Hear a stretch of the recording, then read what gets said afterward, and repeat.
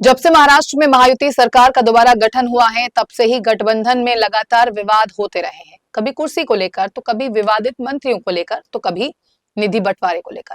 सबसे खास बात यह है कि शिंदे गुट की शिवसेना को लेकर सबसे अधिक विवाद हुआ है।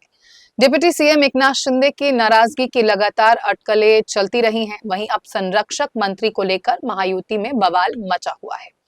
दरअसल मंगलवार को राज्य मंत्रिमंडल की बैठक से उप मुख्यमंत्री एकनाथ शिंदे और उनके करीबी कैबिनेट मंत्री भरत गोगावले दूर रहे।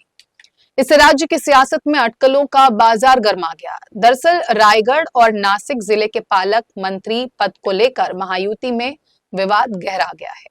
आपको बता दें कि ध्वजारोहण को लेकर सरकार ने 11 अगस्त को लिस्ट जारी की, जिसके मुताबिक रायगढ़ जिले में अदिति तटकरे और नासिक में गिरीश महाजन ध्वजारोहण करेंगे।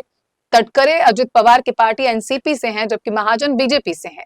सीएम फडणवीस के इस निर्णय को शिंदे सेना के लिए जोर का झटका माना जा रहा है।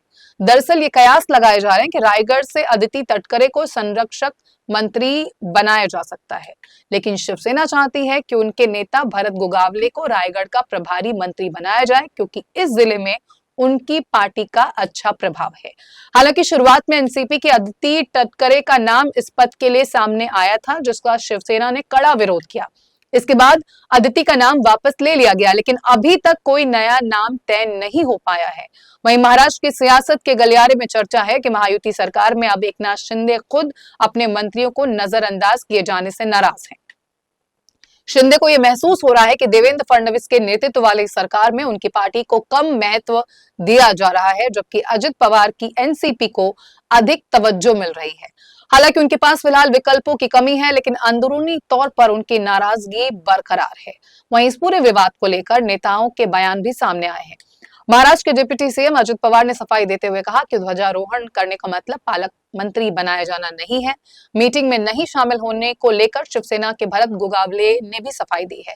उन्होंने कहा कि झंडा फहरा जाने की लिस्ट में नाम ना होना कोई बड़ी बात नहीं। इसका मतलब ये भी नहीं कि अदिति तटकरे को रायगढ़ का मंत्री बनाया जा रहा है। शिवसेना के नेता ने स्पष्ट किया कि उन्हें वरिष्ठों से आश्वासन मिला है कि रायगढ़ को लेकर उनकी मंशा को जरूर समझा जाएगा और उनके नाम पर मुहर लगेगी। बहरहाल अब देखना यह है कि महायुति में जारी ये बवाल कहां जाकर थमता है।